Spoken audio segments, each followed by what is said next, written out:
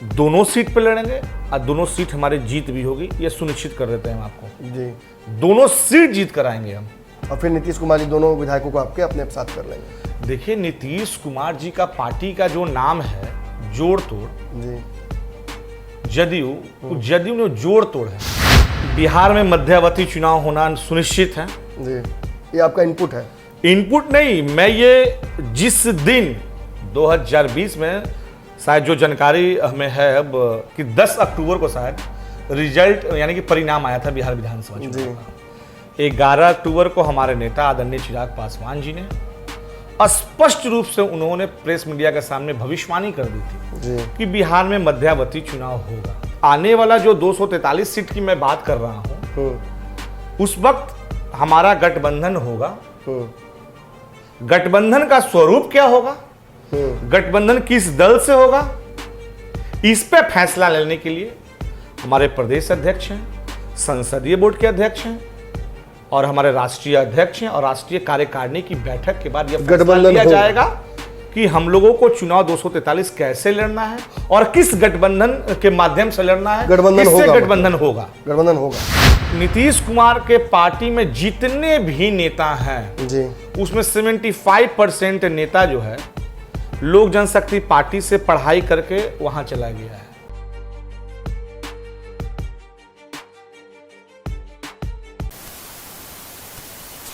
मैं आपको ये विश्वास दिलाना चाहता हूं। मुख्य सवाल पे आता हूं वापस। ये चर्चा इसलिए भी है क्योंकि इन्होंने बिहार की राजनीति में एक ऐसा बयान दे दिया जिसकी वजह से आग लगी हुई है।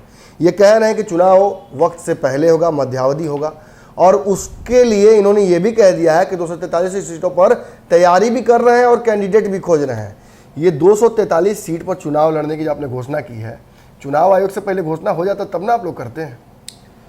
कौन से चुनाव की तैयारी कर रहे हैं आप? बिहार में मध्यावधि चुनाव होना सुनिश्चित है। जी, ये आपका इनपुट है? इनपुट नहीं, मैं ये जिस दिन 2020 में शायद जो जानकारी हमें है अब कि 10 अक्टूबर को शायद रिजल्ट यानी कि परिणाम आया था बिहार विधानसभा चुनाव का। 11 अक्टूबर को हमारे नेता आदरणीय चिराग पासवान जी ने स्पष्ट रूप से उन्होंने प्रेस मीडिया के सामने भविष्यवाणी कर दी थी कि बिहार में मध्यावधि चुनाव होगा। तो मैं 11 अक्टूबर 2020 से लेकर आज तक अपनी बात पे अड़ा हूं और मैं हटूंगा भी नहीं पीछे, क्योंकि मुझे यह जानकारी है, मुझे यह विश्वास है। आपको 11 अक्टूबर आने में बहुत समय लगता है जी। 1 महीना हमको लगता है कि है जी। उससे पहले जिस तरीके से बहुत ऐसे चैनल जहां चल रहा है, कुछ ऐसे चैनल में कि जहां गठबंधन टूट जाएगा, आसार भी लग रहे हैं। जातीय जनगणना का मामला हो, चाहे बिहार में विशेष राज्य का दर्जा देने का मामला हो, नीतीश जी का बात पर माननीय प्रधानमंत्री जी से क्या हुआ और क्या हो रहा है ये तो हम नहीं बता सकते हैं, लेकिन कहीं ना कहीं बिहार की राजनीतिक में एक भूचाल आना सुनिश्चित है। बिहार में मध्यावधि चुनाव होना सुनिश्चित है। हमारे नेता की भविष्यवाणी बिहार की राजनीति में थोड़ा बहुत अभी जो भूचाल आया हुआ है उसमें एक ढेला लोजपा ने फेंक दिया है, लेकिन जब ढेला आप फेंकते हैं तो उंगलियां भी उठती हैं। अब पहला सवाल आपसे इस संदर्भ में ये है, पिछली बार आप गए थे तो अकेले गए थे, गठबंधन नहीं किया था आपने। जो स्थिति हुई आप देख ही सकते हैं। आपने डैमेज तो कर दिया कई लोगों को, लेकिन आप अपने लिए कुछ नहीं कर पाए। फिर 243 सीट पर लड़ने जा रहे हैं आप, फिर वही गलती।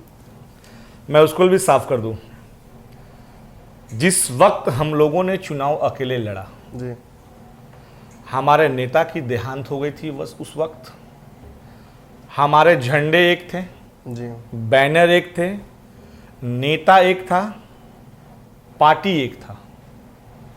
हम लोगों ने संघर्ष किया और बिहार में हम लोगों ने अकेले चुनाव लड़ा जी।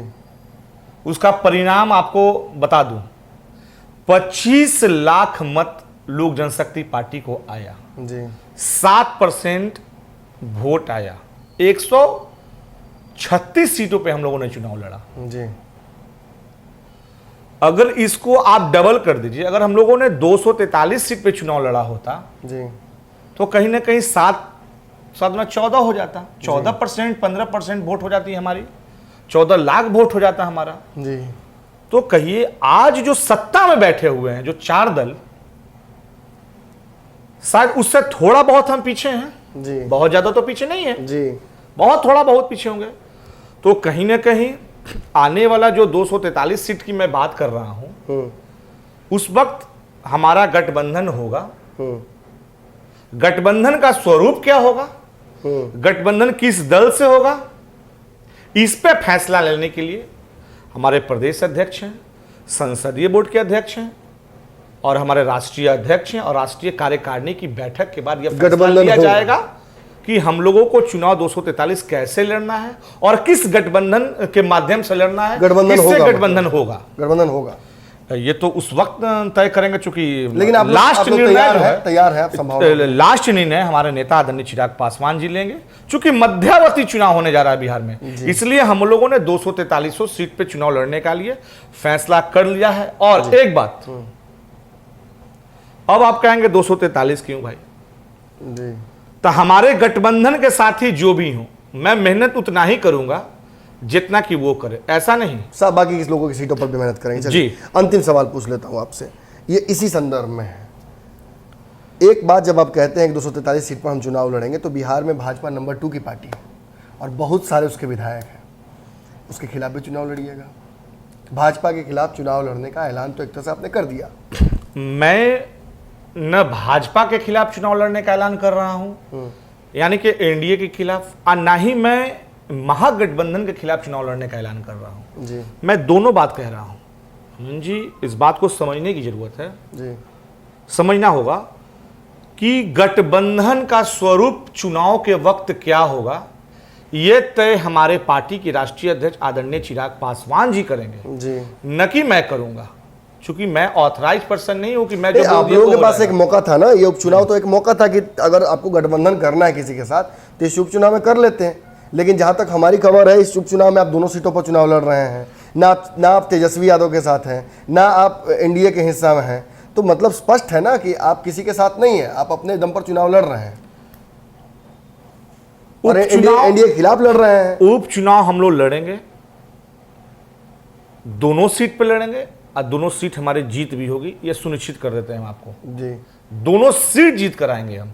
और फिर नीतीश कुमार जी दोनों विधायकों को आपके अपने साथ कर लेंगे। देखिए, नीतीश कुमार जी का पार्टी का जो नाम है जोड़ तोड़, जी जदयू, जदयू में जोड़ तोड़ है। जी नीतीश कुमार जोड़ने तोड़ने में भरोसा ज्यादा करते हैं।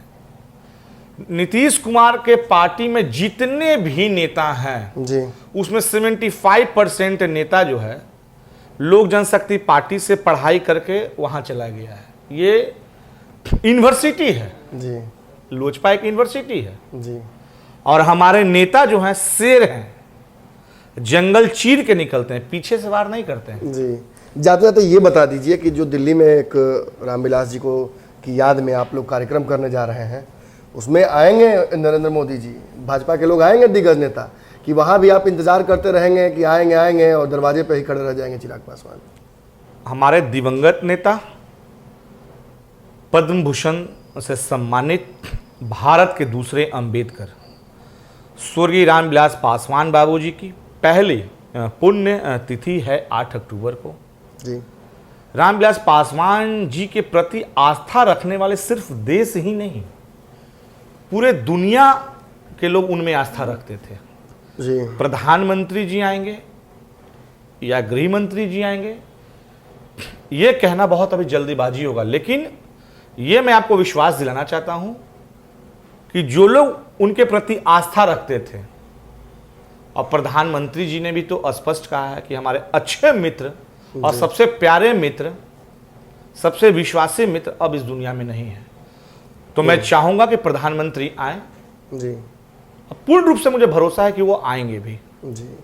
तो देखिए, ये है श्री कृष्ण कल्लू, लगातार अपनी साफगोई के लिए जाने जाते हैं। भारत लाइव पर तो बहुत दिनों से ये बोलते आ रहे हैं अपनी बातों को। आज इन्होंने जो दावे किए थे कुछ दिनों पहले, उसको कहीं ना कहीं सत्यापित करने की कोशिश की। एक बड़ा हिंट इन्होंने दे दिया। देखिए, सरकार गिर जाएगी तो हर जगह चल रहा है, लेकिन इन्होंने एक बड़ा हिंट दे दिया जिसे पकड़ना चाहिए आप लोगों को, कि लोजपा कोई नया गठबंधन अंदर ही अंदर बना चुकी है, जिसे बताने में ये परहेज कर रहे हैं। आने वाले समय में शायद इस चुनाव के बाद कोई नया समीकरण लोजपा लेकर आ जाए, तो इससे किसी को परहेज या झटका नहीं लगना चाहिए। इस खबर में इतना ही। अगली कड़ी में मुलाकात होती रहेगी। फिलहाल भारत लाइव पर और खबरें चलती रहेंगी, देखते रहिए। धन्यवाद। अगर ये वीडियो पसंद आई और वह बिहार के राजनीति और बिहारियत से सरोकार रखेनी तो सब्सक्राइब बटन दबा के चैनल के सब्सक्राइब कर ली। ओजे एगो घंटी बा, ओकरा बटन दबा देला से कुल सटीक और मारक खबर रुआ मुफ्त में मिल जाई। अगर रुआ पत्रकारिता के हमनी के नया प्रयोग में सहयोग कर चाहतानी तो ज्वाइन बटन दबा दी। पेटीएम नंबर नोट कर ली 9386816700। धन्यवाद।